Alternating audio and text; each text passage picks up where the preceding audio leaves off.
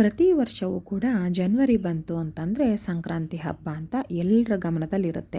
ಅದರಲ್ಲೂ ಜನವರಿ 14 ಅಂದ ತಕ್ಷಣ ಸಂಕ್ರಾಂತಿ ಅಂದ್ರೇ ಜನವರಿ 14ನೇ ತಾರೀಕಿಗೆ ಬರುತ್ತೆ ಅನ್ನೋದು ಎಲ್ಲರಿಗೂ ಒಂದು ಗೊತ್ತಿರೋ ವಿಷಯ. ಆದರೆ ಈ ವರ್ಷ ಜನವರಿ 14ಕ್ಕೆ ಸಂಕ್ರಾಂತಿ ಬಂದಿದೆಯೋ ಅಥವಾ ಜನವರಿ 15ಕ್ಕೆ ಸಂಕ್ರಾಂತಿ ಬಂದಿದೆಯೋ ಅನ್ನೋದು ತುಂಬ ಜನರಿಗೆ ಇದು ಕನ್ಫ್ಯೂಷನ್ ಆಗಿದೆ.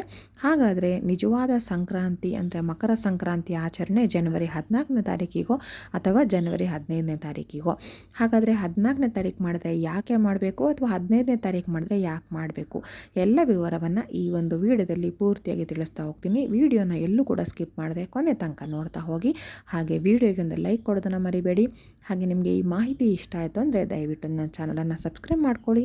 ಹಾಗೆ ಈ ಒಂದು ಮಾಹಿತಿ ಯಾರಿಗಾದರೂ ಅವಶ್ಯಕತೆ ಇದೆ ಅಂತ ನಿಮ್ಗೆ ಅನಿಸಿದ್ರೆ ದಯವಿಟ್ಟು ಅವರೊಟ್ಟಿಗೆ ಈ ಒಂದು ವಿಡಿಯೋನ ಶೇರ್ ಮಾಡಿ.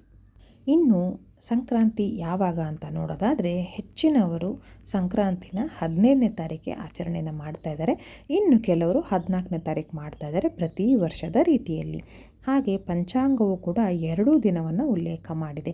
ಆದರೆ ಸರಿಯಾದ ಮಕರ ಸಂಕ್ರಮಣ ನಾವು ಆಚರಣೆ ಮಾಡಬೇಕಾಗಿರೋದು ಅಥವಾ ಹಬ್ಬವನ್ನು ನಾವು ಆಚರಣೆ ಮಾಡಬೇಕಾಗಿರೋಂಥದ್ದು ಜನವರಿ 15ನೇ ತಾರೀಕು. 14ನೇ ತಾರೀಕು ಪ್ರತಿ ವರ್ಷದಂತೆ ಯಾಕೆ ಮಾಡ್ತಾ ಇಲ್ಲ ಅಥವಾ ಮಾಡಬಾರ್ದು ಅಂತಂದರೆ ಜನವರಿ 14ನೇ ತಾರೀಕು ನಮಗೆ ಏಕಾದಶಿ ಇರುತ್ತೆ. ಏಕಾದಶಿ ಅಂತಂದರೆ ಸಾಮಾನ್ಯವಾಗಿ ಎಲ್ಲರೂ ಕೂಡ ಉಪವಾಸವನ್ನು ಮಾಡ್ತಾರೆ. ಹಾಗೆ ಆ ದಿನವನ್ನು ಭಗವಾನ್ ವಿಷ್ಣು ಅವರಿಗೆ ಸಮರ್ಪಣೆ ಮಾಡಿರ್ತಾರೆ. ಅಂದಿನ ದಿನ ಬೇರೆಯೇ ರೀತಿಯಾದಂತಹ ಪೂಜೆ ಪುನಸ್ಕಾರಗಳು, ಉಪವಾಸ, ವ್ರತಗಳು ನಡೀತಾ ಇರುತ್ತೆ. ಹಾಗಾಗಿ ನಾವು ಜನವರಿ 14ನೇ ತಾರೀಕು ಈ ಒಂದು ಮಕರ ಸಂಕ್ರಮಣವನ್ನು ಆಚರಣೆ ಮಾಡೋದಕ್ಕೆ ಬರೋದಿಲ್ಲ. ಇನ್ನು ಈ ಒಂದು ಏಕಾದಶಿ ತಿಥಿ ಯಾವಾಗ ಶುರುವಾಗುತ್ತೆ ಅಂತಂದರೆ ಇದು ಶುರುವಾಗುವಂಥದ್ದು ಜನವರಿ 13ನೇ ತಾರೀಕು ಮಧ್ಯಾಹ್ನ 3 ಗಂಟೆ 17 ನಿಮಿಷಕ್ಕೆ ಶುರುವಾಗುತ್ತೆ. ಜನವರಿ 13ನೇ ತಾರೀಕು ಅಂದರೆ ನಾಳೆ ಮಧ್ಯಾಹ್ನ 3 ಗಂಟೆ 17 ನಿಮಿಷಕ್ಕೆ ಈ ಒಂದು ಏಕಾದಶಿ ತಿಥಿ ಶುರುವಾದರೆ ಮುಗಿಯುವಂಥದ್ದು ಜನವರಿ 14ನೇ ತಾರೀಕು ಸಾಯಂಕಾಲ 5 ಗಂಟೆ 52 ನಿಮಿಷಕ್ಕೆ ಈ ಒಂದು ಏಕಾದಶಿ ತಿಥಿ ಮುಕ್ತಾಯಗೊಳ್ಳುತ್ತೆ. ನಾವು ಏಕಾದಶಿ ತಿಥಿ ಯಾವಾಗ ಆಚರಣೆ ಅದು 13ನೇ ತಾರೀಕು ಶುರುವಾಗಿದ್ದರೂ ಕೂಡ ನಾನು ಯಾವಾಗಲೂ ಹೇಳೋ ರೀತಿಯಲ್ಲಿ ಮಧ್ಯಾಹ್ನಕ್ಕೆ ಶುರುವಾಗಿದೆ. ಅಂದರೆ ಅಂದಿನ ಸೂರ್ಯೋದಯಕ್ಕೆ ನಮಗೆ ಏಕಾದಶಿ ತಿಥಿ ಸಿಕ್ಕಿಲ್ಲ. ಹಾಗಾಗಿ ಮರುದಿನ ಅಂದರೆ ಜನವರಿ 14ನೇ ತಾರೀಕು ಬೆಳಗಿನ ಸೂರ್ಯೋದಯಕ್ಕೆ ನಮಗೆ ಏಕಾದಶಿ ತಿಥಿ ಸಿಕ್ಕಿರೋದ್ರಿಂದ ನಾವು ಜನವರಿ 14ನೇ ತಾರೀಕು ಈ ಒಂದು ಏಕಾದಶಿಯನ್ನು ಆಚರಣೆ ಮಾಡ್ತಾ ಇದ್ದೀವಿ. ಹಾಗಾಗಿ ಅಂದು ನಾವು ಏಕಾದಶಿ ತಿಥಿ ಆಚರಣೆ ಮಾಡೋದ್ರಿಂದ 14ನೇ ತಾರೀಕು ಸಂಕ್ರಮಣ ನಾವು ಆಚರಣೆ ಮಾಡೋದಕ್ಕೆ ಬರಲ್ಲ. ಇನ್ನು ಸಂಕ್ರಾಂತಿಯನ್ನು 14ನೇ ತಾರೀಕು ಕೂಡ ಮಾಡೋರಿದ್ದಾರೆ. ಅವತ್ತು ಕೂಡ ಪುಣ್ಯಕಾಲ ಮಹಾಪುಣ್ಯಕಾಲ ಎರಡೂ ಗಳಿಗೆಗಳು ಇದ್ದಾವೆ. ಅಂದರೆ ನಿಮಗೆ ಯಾವ ಪುಣ್ಯಕಾಲದಲ್ಲಿ ಪೂಜೆಯನ್ನು ಮಾಡಬೇಕು ಅಂದರೆ ಸಂಕ್ರಾಂತಿ ಅಂದ ತಕ್ಷಣ ಸಾಮಾನ್ಯವಾಗಿ ಬೆಳಗ್ಗೆ ಬೇಗ ಎದ್ದು ನಮ್ಮ ಆಚಾರ ವಿಚಾರಗಳೆಲ್ಲ ಏನಿರುತ್ತೆ, ಒಂದು ಪೂಜೆ ಪುನಸ್ಕಾರ, ಸೂರ್ಯನಿಗೆ ನಮಸ್ಕಾರ, ಹಾಗೆ ಎಳ್ಳು ಬೆಲ್ಲವನ್ನು ಬೇರು ಬರೋದು, ಹಾಗೆ ಎಳ್ಳು ಬೆಲ್ಲ ಮನೆಗೆ ಬಂದವ್ರಿಗೆ ಕೊಡುವಂಥದ್ದು, ನಾವು ಮನೆ ಮಂದಿ ಎಲ್ಲ ಕೂತು ದೇವರಲ್ಲಿ ಪ್ರಾರ್ಥನೆ ಮಾಡಿ ಎಳ್ಳು ಬೆಲ್ಲವನ್ನು ಸೇವನೆ ಮಾಡೋದು, ಎಳ್ಳು ಬೆಲ್ಲ ತಿಂದು ಒಳ್ಳೆ ಮಾತಾಡುವಂತಾರೆ. ಹಾಗೆ ಈ ರೀತಿಯಲ್ಲಿ. ಆದರೆ ಈ ಸಲ ಆ ಒಂದು ಪುಣ್ಯಕಾಲ ನಮಗೆ ಯಾವಾಗ ಬಂದಿದೆ ಅಂತಂದರೆ ಜನವರಿ 14ನೇ ತಾರೀಕು ಮಧ್ಯಾಹ್ನ 3 ಗಂಟೆ 15 ನಿಮಿಷದ ನಂತರ 4 ಗಂಟೆ 58 ನಿಮಿಷದವರೆಗೂ ಈ ಒಂದು ಪುಣ್ಯಕಾಲ ಇರುತ್ತೆ. ಅಂದರೆ ಈ ಗಳಿಗೆನಲ್ಲಿ ಇದನ್ನು ಮಹಾಪುಣ್ಯಕಾಲ ಅಂತ ಕೂಡ ಹೇಳ್ತಾರೆ, ಪುಣ್ಯಕಾಲ ಕೂಡ ಅಂತ ಹೇಳ್ತಾರೆ. ಪುಣ್ಯಕಾಲ ಅಂದರೆ ಇನ್ನೂ ಒಂದು ಅರ್ಧ ಗಂಟೆ ಹೆಚ್ಚು ಮುಂದಕ್ಕೆ ಹೋಗುತ್ತೆ. ಮಹಾಪುಣ್ಯಕಾಲ ಅಂದರೆ 5 ಗಂಟೆ ಒಳಗಡೆ ಮುಗಿಯುತ್ತೆ, 3:15 ನಂತರ ಶುರುವಾಗಿ. ಇದು 14ನೇ ತಾರೀಕು ಜನವರಿ 14ನೇ ತಾರೀಕು ಮಧ್ಯಾಹ್ನಕ್ಕೆ ಇದೆ. ನೀವು ಸಂಕ್ರಾಂತಿ ಹಬ್ಬವನ್ನು 14ನೇ ತಾರೀಕಿಗೆ ಆಚರಣೆ ಮಾಡಬೇಕು ಅಂದವರು ಈ ಒಂದು ಶುಭ ಸಂದರ್ಭದಲ್ಲಿ ಈ ಒಂದು ಕಾಲದಲ್ಲಿ ನೀವು ಆಚರಣೆಯನ್ನು ಮಾಡಬೇಕಾಗತ್ತೆ. ಇಲ್ಲ ಅಂದವರು ಮರುದಿನ 14ನೇ ತಾರೀಕು ನೀವೇನು ಪ್ರತಿ ವರ್ಷ ಆಚರಣೆಯನ್ನು ಮಾಡ್ತಾ ಇದ್ರಿ ಅದೇ ರೀತಿ ಮರುದಿನಕ್ಕೆ ನೀವು ಈ ಒಂದು ಸಂಕ್ರಾಂತಿಯನ್ನು ಮಾಡಿದ್ರೆ ಬೆಳಗಿನ ಜಾವದಲ್ಲಿ ಅಂದರೆ ವರ್ಷ ಹೇಗೆ ಮಾಡ್ತೀರಾ ಆ ರೀತಿ ಜನವರಿ 15ನೇ ತಾರೀಕು ಮಾಡ್ಬೋದು. ಈಗ ನಾನು ಹೇಳೋ ಪ್ರಕಾರ ಜನವರಿ 14ಕ್ಕಿಂತ ನಿಮಗೆ 14ನೇ ತಾರೀಕೆ ಆ ಶುಭ ಮಹಾಕಾಲ ಹಾಗೆ ಶುಭ ಸಮಯ ಸಿಕ್ಕಿದ್ರೂ ಕೂಡ ನಿಮಗೆ ಜನವರಿ 15ನೇ ತಾರೀಕೆ ನೀವು ಈ ಒಂದು ಸಂಕ್ರಮಣ ಹಬ್ಬ ಆಚರಣೆ ಮಾಡೋದು ಒಳ್ಳೆಯದು ಅಂತ ನನಗನ್ಸುತ್ತೆ. ಯಾಕಂದರೆ ಆವತ್ತು ನಾವು ಎಳ್ಳು ಬೆಲ್ಲ ತಿನ್ನಲೇಬೇಕು. ಅದು ಒಂದು ದೇಹಕ್ಕೂ ಒಳ್ಳೆಯದು, ಮಾನಸಿಕವಾಗೂ ಒಳ್ಳೆಯದು, ಒಂದು ಆರೋಗ್ಯವನ್ನು ಕೂಡ ನಮಗೆ ವೃದ್ಧಿ ಮಾಡಿಕೊಡುತ್ತೆ. ಹಾಗೆ ಇದು ತಲೆತಲಾಂತರದಿಂದ ನಡ್ಕೊಂಡು ಬಂದಿರುವಂಥದ್ದು.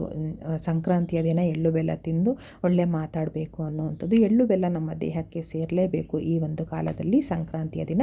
ಹಾಗಾಗಿ ನೀವು ಏಕಾದಶಿ ದಿನ ಅದು ತಿಂದರೆ ಸರಿ ಹೋಗೋದಿಲ್ಲ. ಹಾಗೆ ನಾನು ಹೇಳ್ದಂಗೆ 14ನೇ ತಾರೀಕು ಮಧ್ಯಾಹ್ನ 3 ಗಂಟೆ 3 ಕಾಲ ಮೇಲೆ ಈ ಒಂದು ಪುಣ್ಯ ಕಾಲ ಶುಭ ಕಾಲ ಇದೆ ಸಂಕ್ರಾಂತಿದು. ಆದರೆ ಅವತ್ತು ನಾವು ಪೂಜೆ ಮಾಡೋದಕ್ಕೆ ಪರವಾಗಿಲ್ಲ, ಬಟ್ ಏಕಾದಶಿ ಆದ್ದರಿಂದ ಅವೆಲ್ಲ ತಿನ್ನೋದಕ್ಕೆ ಅಷ್ಟು ಸರಿ ಹೊಂದೋದಿಲ್ಲ. ಹಾಗಾಗಿ ನಾನು ಹೇಳೋದು ಜನವರಿ 15ನೇ ತಾರೀಕಿಗೆ ನೀವು ಮಕರ ಸಂಕ್ರಮಣವನ್ನು ಆಚರಣೆ ಮಾಡಿ ಜನವರಿ 14ಕ್ಕೆ ನೀವು ಏಕಾದಶಿ ಆಚರಣೆಯನ್ನು ಮಾಡಿದ್ರೆ ತುಂಬಾ ಒಳ್ಳೆಯದು.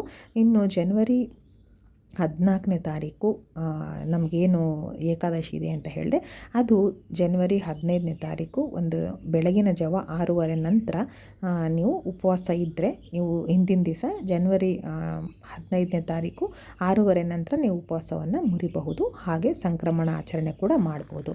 ಸೊ ಇದೇನು ಟೋಟಲ್ ಒಂದು ಕನ್ಕ್ಲೂಷನ್ ಬರುತ್ತೆ ಅಂದರೆ, ಈ ವರ್ಷದ ಮಕರ ಸಂಕ್ರಾಂತಿ 14 ಅಥವಾ 15 2 ದಿನಕ್ಕೂ ಮಾಡಬಹುದು. 14ನೇ ತಾರೀಕು ನಿಮಗೆ ಪುಣ್ಯಕಾಲ ಇದ್ದರೂ ಕೂಡ ಕರೆಕ್ಟಾಗಿ ಒಂದು ಆಚರಣೆ ಮಾಡಬೇಕಾಗಿರೋದು ಏಕಾದಶಿ ದಿನ ಅಲ್ಲ, ಜನವರಿ 15ನೇ ತಾರೀಕು. ಇದರಲ್ಲಿ ಇನ್ನೂ ಕೂಡ ಏನಾದರೂ ನಿಮಗೆ ಡೌಟ್ಸ್ ಇತ್ತು ಅಂದರೆ ದಯವಿಟ್ಟು ಕಮೆಂಟಲ್ಲಿ ಕೇಳಿ, ನಾನು ನನಗೆ ತಿಳಿದಿದ್ದನ್ನು ಉತ್ತರಿಸ್ತೀನಿ. ಹಾಗೆ ಏಕಾದಶಿ ಯಾವ ಏಕಾದಶಿ ಸರಿ ಬಂದಿದೆ, ಅಂದಿನ ದಿನ ನಾವು ಯಾವ ರೀತಿ ಪೂಜೆಯನ್ನು ಮಾಡಿ ಭಗವಾನ್ ವಿಷ್ಣುವನ್ನ ಒಲಿಸ್ಕೋಬೇಕು ಅನ್ನೋದಕ್ಕೂ ನಾನು ಒಂದು ವಿಡಿಯೋ ಮಾಡಿ ಹಾಕ್ತೀನಿ.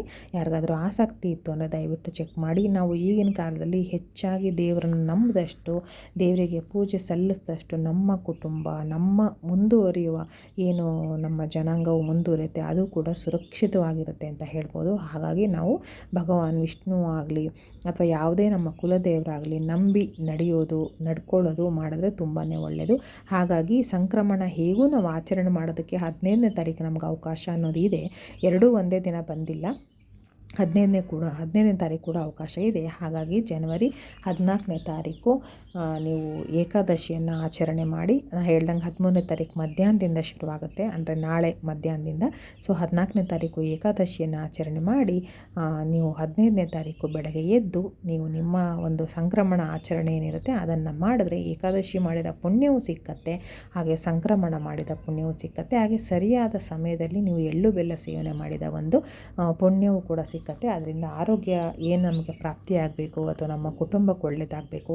ಆಮೇಲೆ ಎಳ್ಳು ಬೆಲ್ಲ ಮನೆಯಿಂದ ಮನೆಗೆ ಹೋಗಿ ಬೀರಿ ಬರುವಂಥದ್ದು, ಮನೆಗೆ ಬಂದವ್ರಿಗೆ ಕೊಡುವಂಥದ್ದು ಅದು ಕೂಡ ನೆರವೇರುತ್ತೆ. ಎರಡೂ ಕೂಡ ನೀವು ಆಚರಣೆ ಮಾಡಿದ ಹಾಗಾಗುತ್ತೆ. ಸೊ ನಾನು ಹೇಳೋ ಪ್ರಕಾರ 14ನೇ ತಾರೀಕು ಏಕಾದಶಿಯನ್ನು ಆಚರಣೆ ಮಾಡಿ ಉಪವಾಸವಿರಿ ಅಥವಾ ಹಣ್ಣು ಹಂಪಲು ತಿನ್ಕೊಂಡಿರಿ. ಹಾಗೆ ಜನವರಿ 15ನೇ ತಾರೀಕು ನೀವು ಸಂಕ್ರಮಣ ಅಥವಾ ಮಕರ ಸಂಕ್ರಾಂತಿಯನ್ನು ಆಚರಣೆ ಮಾಡಿ ಅಂತ ನಾನು ಹೇಳ್ತೀನಿ. ಎರಡೂ ಮಾಡೋ ಅವಕಾಶ ಒಟ್ಟಿಗೆ ಬಂದಿದೆ ಅಂದರೆ ಎರಡೂ ನಾವು ಮಿಸ್ ಮಾಡ್ದಂಗೆ ನಾವು ಅದರ ಫಲಗಳನ್ನು ಶುಭ ಫಲಗಳನ್ನು ತಗೋಬೇಕು. ಇದೇ ನಾವು ನಮ್ಮ ಕುಟುಂಬಕ್ಕೆ ಒಂದು ಮಾಡುವಂತಹ ಒಂದು ಸಹಾಯ ಅಂತ ಹೇಳ್ಬೋದು, ಅಥವಾ ಒಂದು ಒಳ್ಳೆ ಕೆಲಸ ಅಂತ ಹೇಳ್ಬೋದು ಅಲ್ವಾ.